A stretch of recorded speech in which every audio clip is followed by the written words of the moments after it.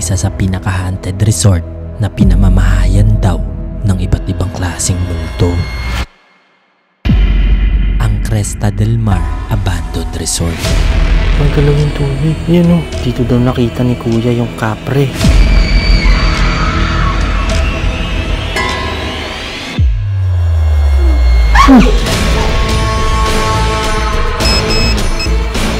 Ang gagaling sa taas.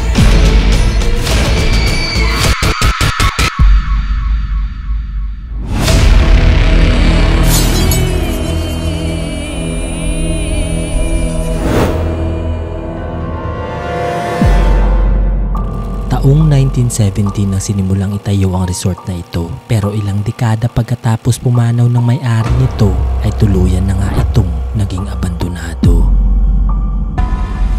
Ayon sa nagbabantay dito, maraming kababalagan ang nangyayari sa resort na to, kaya susubukan ko mag-overnight para imbestigahan kung totoo.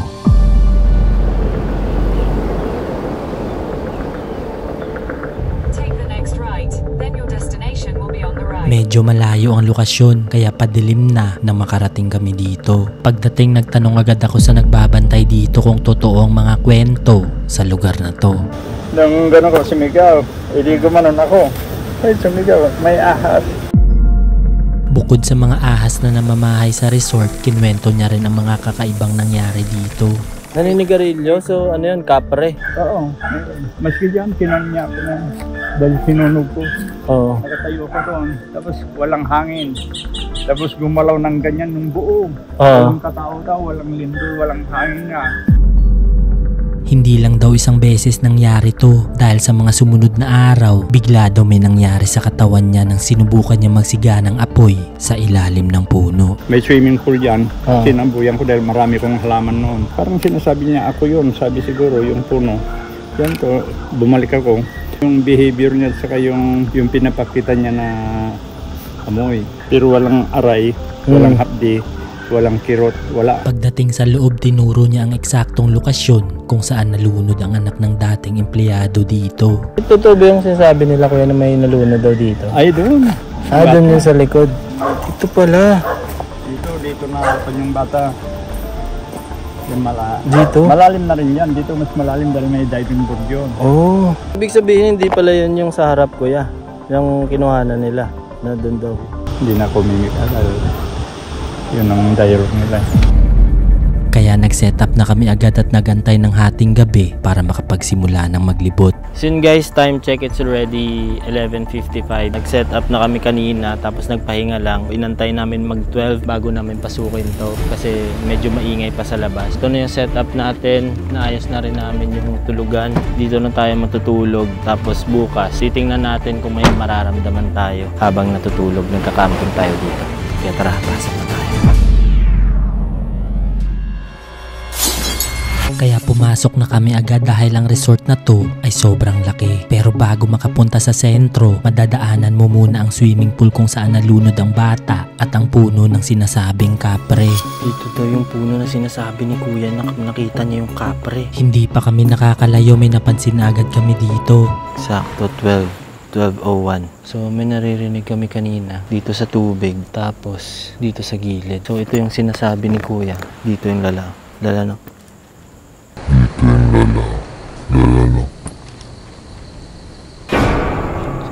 kilabot kulab.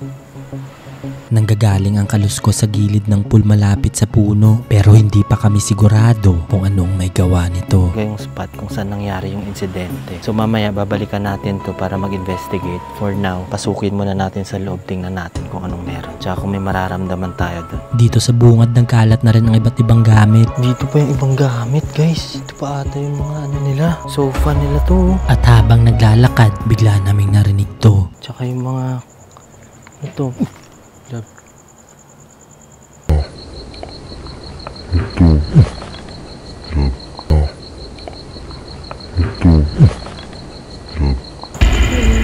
Hindi pa kami nakakarating sa loob, iba't ibang tunog na ang sumasalubong sa amin. Pero hinayaan na lang namin at hindi na lang ito pinansin. Ito lang yung daanan na tinuro kanina ni Kuya. Pero kailangan daw magdahan-dahan dito kasi dito daw siya may nakitang ahas. At pagdating namin sa gitna, itong tumambad sa amin. Isang napakalaking resort na unti-unti na nilalamon ng kalikasan.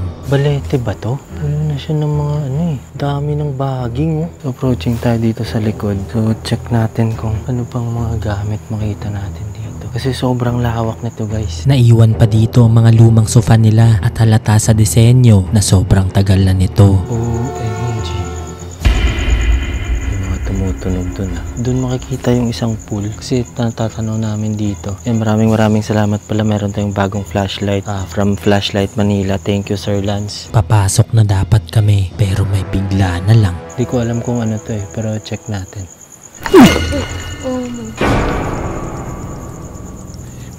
Ayan. Kaya dali-dali kaming pumasok sa loob at dito namin nakita ang entertainment area nila. Ito siguro ang entertainment area nila.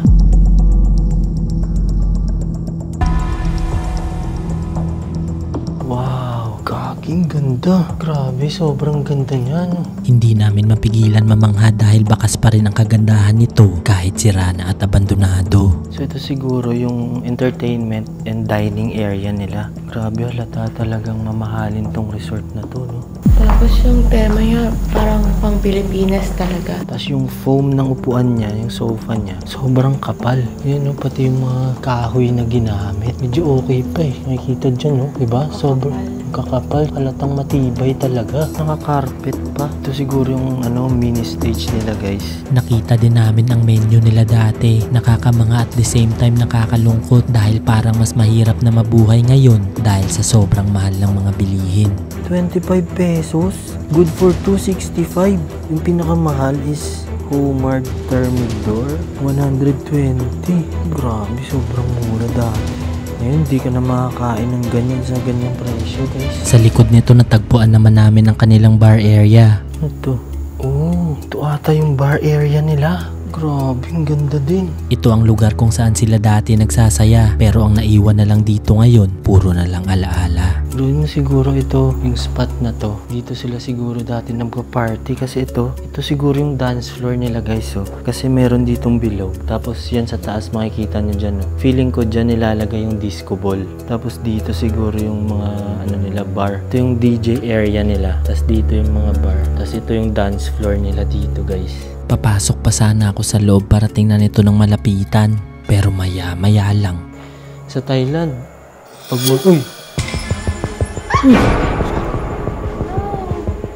patayin mo yung Dali! Bigla kaming pinutatay ng mga paniki na para bang pinapaalis na kami. OMG. Saan na to? Ito ata yung mga kwarto, lab. Pero na rin siya, no? Puno na rin siya babalot na rin siya ng mga puno at mga ugat-ugat ng puno. Dito sa likod na tagpuan namin ang mga kwarto nila. Sira-sira na rin at halos naaagnas na ang mga sofa. Tapos dito may 2 rooms pa, Tapos doon yung bed. Yan. Bed naman dito. Oh. At sa kwartong to may mga foam pa na naiwan. Pero gaya sa labas, unti-unti na rin tong naaagnas. Baka to? Family room, no? Tsaka ito yung sala pala. So medyo iba yung feeling dito, na. Iba yung pakiramdam, mabigat. Tapos meron pang mga salamin dito. Naman. Iba yun yung mga means of support. Kaya nga Kaya tawag. Dito, merong hagdan guys para sa feeling ko ito yung hagdan papunta sa mga room sa second floor. So mamaya check natin yan. Ngayon, check natin muna dito yung pool.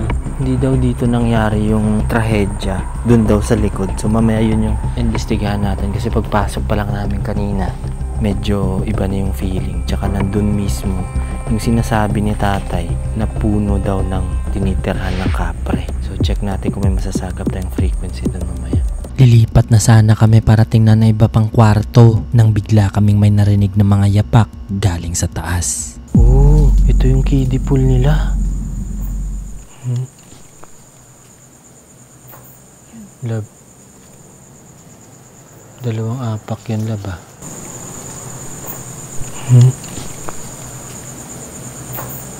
Lab. Shit, ang lalanan tayo ng balayibo.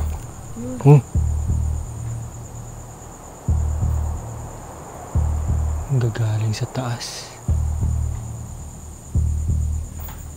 Lab.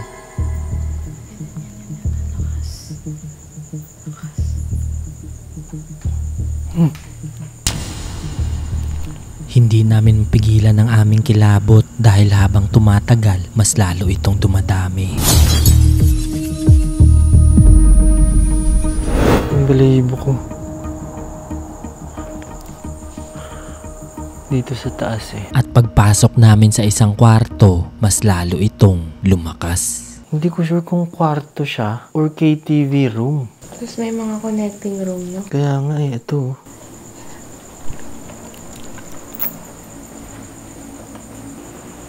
Oh, Yan na. OMG. Hey, kayo nga. Ano yun? Guys, meron tumutunog sa taas. Kaya lumipat kami dahil medyo delikado, lalo't hindi kami sigurado kung anong sasalubong sa amin dito. Pero habang papalayo kami, unti-unti naman itong lumalapit. Ito, ano yan?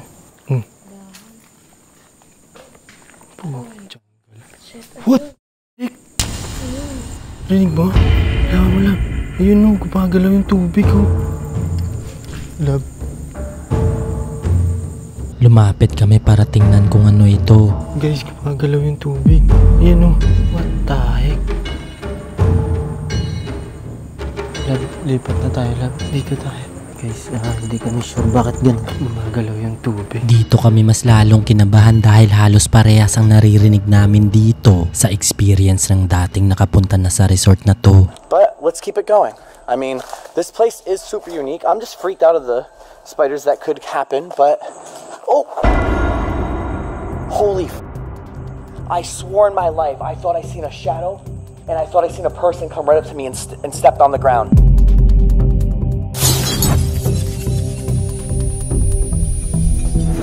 Nag-decide kaming tingnan ang taas na bahagi ng resort dahil baka daga o pusa lang ang gumagawa ng tunog.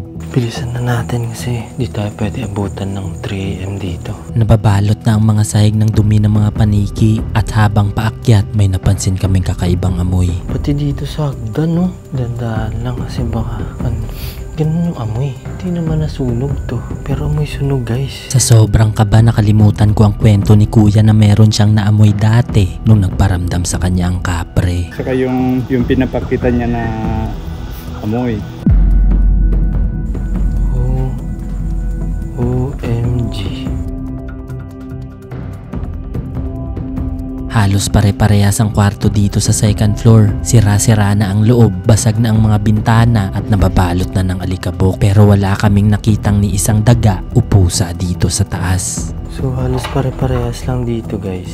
Kaso ano na siya, puno na siya ng pupo ng paniki. Kaya bumaba na kami agad para tingnan na ibang parte ng resort. So hindi lang pala room to. OMG. Ito pa yung ibang mga gamit, guys. Ito na pala ang reception area nila. Nagkalat dito ang mga figurin. Meron pang mga basag na plato at ang mga parte ng espasyong to parang dinaanan ng kung anong dilubyo. Sobrang laki. Tara dito. Punta natin yung pool. Tapos check natin kung may masasagap tayong frequency. Kaya nag-decide na kaming puntahan ng pool kung saan eksaktong nalunod ang bata at kung saan may nagparamdam kay kuya para malaman kung meron tayong masasagap na kakaiba. Dito yung pool. Tsaka nandito yung pool na sinasabi niya. Nag-ano daw sa kanya yung kapre. Dito daw nakita ni kuya yung kapre. Magsisimula pa lang kami, ito agad ang nangyari. Ayan o. Pumipitik ang EMF kaya agad na ako nagtanong. Kung meron kaming kasama dito, pwede mo bang paabutin sa pula?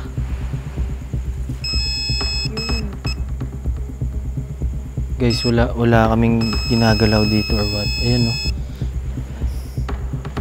Si Dayan. Ayan o. Flashlight lang. Hawakan mo, love. Guys, pinupulan niya, guys. What the heck? Hindi stable ang palo nito kaya kinuha namin ang ibang gamit para tingnan kung magtutugma ang reading dito. So yun, guys, try natin mag-investigate gamit yung gadgets. Try natin kung papatunogin niya. Try natin gamitin tong music box tsaka yung REM pad kung tutunog siya. Nilapag ko na agad kung saan may nasagap ang EMF pero wala pang ilang minuto may na-pick up na agad ito. So yun, guys, set up na natin. So check natin kung may masasagap tayong frequency. Ooh! Sinubukan naming lumayo, baka kami lang ang nasasagap nito. Dito sa malayo guys, yan. Wala kaming hawak or anything guys. Hindi pa kami nagtatanong pero hindi tumitigil ang aming kilabot. Grabe na yung kilabot dito guys. Yun. So kung meron kaming kasamang elemento at spirito dito, gusto lang namin makipag-usap. Ako si Clint, kasama ko si Dayan. Pwede nyong gamitin tong gadgets namin para makipag-communicate. Meron kaming music box, dadaan lang kayo dyan or hawakan nyo yan, pati yung REM pad, tutunog yan. Pwede nyo kaming sagutin. Sa puno. Habang nagsasalita ako, bigla na lang may mga tumutunog sa puno. At nagsilapitan ng mga paniki sa taas namin. Dami tunog. Bigla. So pwede nyo kaming sagutin gamit tong mga gadgets na Hindi na rin ako makapagsalita ng maayos dahil sa kaba. wala ng kaba ko. Pero nagpatuloy lang ako sa pagtatanong at maya-maya lang. Guys, meron ba kaming kasamang elemento o spirito dito? Kung meron, pwede nyong patunugin yung spirit box, pwede nyong patunugin yung music box or yung REM pad.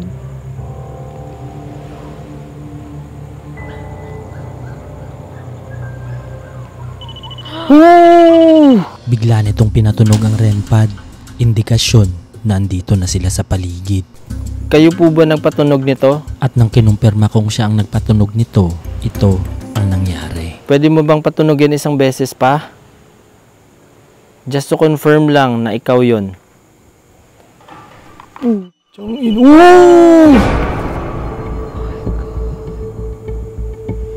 Guys, hindi ko alam kung rinig dito. Pero may tumunog doon. Tapos biglang tumunog yung REM pad. Shit. Wala na tayo ng balahibo, guys. I think hindi na ako makapagsalita.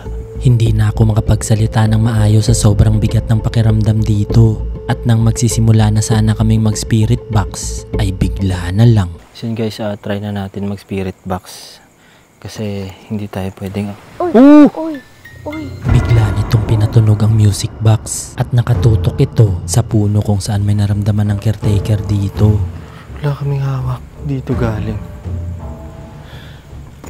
Spirit box. Kaya mo na sila dyan. Grabe yung kilabot namin guys. Yan si Dayan. Kaya nagsimula na agad kami magtanong gamit ang spirit box. Pwede ba namin malaman kung elemento ka o spirito?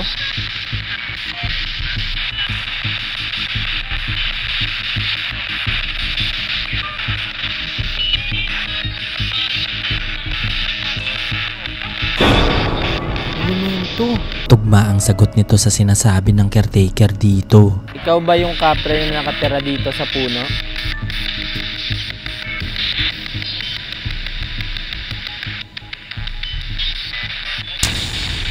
Oo. Kung tugma ito sa sinasabi ng caretaker dito, hindi imposibleng siya rin ang kumuha sa bata na nalunod sa swimming pool. Ikaw ba ang kumuha sa bata dati dito?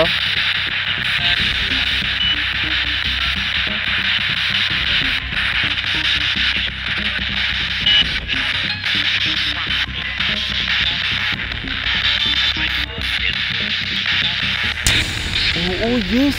Oo ang sinagot niya sa amin at posibleng kasama niya pa ang espiritu nito. Bakit mo nilunod yung bata?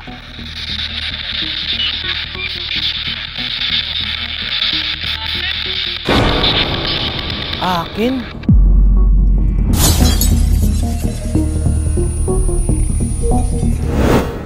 So kasama mo ba yung bata ngayon? Dito nagtanong na ako kung pwede namin makausap ang batang nalunod dati. Pwede ko ba malaman kung kasama namin ang espiritu ng batang nalunod dito dati?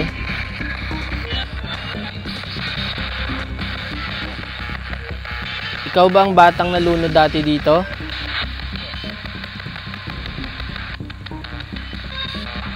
Para itong umiiyak at humihingi ng tulong at maya-maya lang. Ikaw bang bata na nalunod dati dito?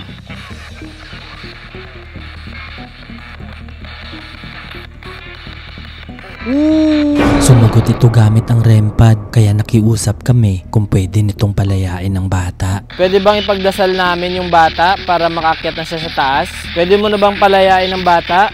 Mag-aalay kami ng dasal?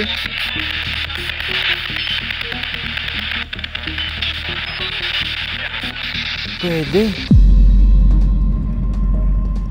Kaya bumalik na kami agad sa base camp at doon na nag-alay ng dasal. At dito, nakwento ni Dayan ang nangyari sa kanya kanina. Actually, kanina natutulog ako bago tayo mag-explore dito. Nalaginig ako na parang kinukuha ako. May nakatayo dyan sa gilid ng... Higaan? Anong gilid ng kotse? Hindi ko lang ma-visualize maigi kung anong element. Kaya pumasok na kami agad para dito na magpalipas ng gabi. So guys, nandito na ngayon tayo sa loob ng kotse. Try natin matulog dito sa labas ng Cresta del Mar kung may mararamdaman tayo. So yun, kita-kits tayo bukas. Good night. So guys, good morning. May mga tao na. So 8 na dito. Puno man ng misteryo ang resort na to, may aral pa rin itong binibigay sa mga bumibisita dito. Yun ay ang bawat takot pag napagtagumpayan mo ay nagsisilbing gabay para sa mas maliwanag na buhay. This year I'm trying to reach 1 million subscribers and sana napasubscribe kita.